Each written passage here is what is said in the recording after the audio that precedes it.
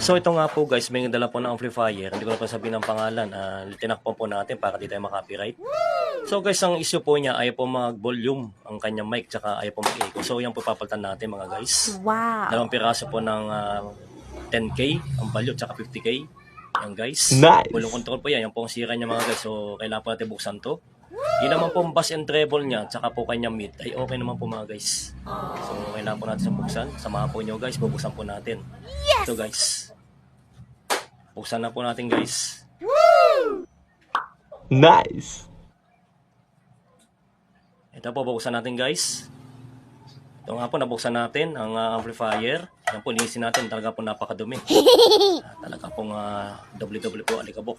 Matagal po siguro itong hindi nabubuksan. So ang papalitan po natin, yan po, dalawang volume control. Dahil ayaw siya mag-echo, ayaw po mga siyang mag-volume, kumbaga yung mic niya. So yan po guys. Maya pa ng konti tatanggalin natin. So yan po guys, nabuksan na po natin. Natanggal na rin po natin ang kanyang pinaka mainboard niya. So ito, tanggalin po natin sa hinang para mapalitan po natin ang volume control. Yan po Wow. guys, isa-isahin po natin. Wow.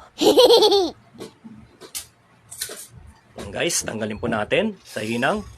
Nice.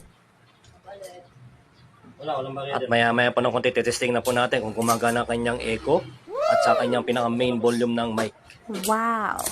Yan po guys.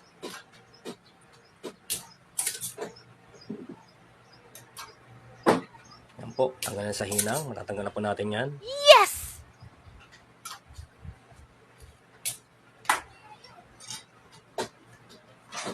So yan nga po, natanggal na po natin ang pinakang volume control niya. Yung Nice. mic Wow. volume tsaka echo volume. Yan po guys. Itong isa tatanggalin po natin. Yan po pinakang echo volume niya guys. O dalawang piraso po mga guys yan. Papalitan po natin parehas yan. Wow. So ito nga po, napalitan po natin. Testing na po natin mga guys kung umuwi na, kung gumagana po siya. Nice. So yan guys, napalitan na po natin. Maraming salamat guys sa pagsubscribe sa mga video. Follow and share. God bless us all. Thank you guys. Hanggang sa muli po. Maraming po salamat.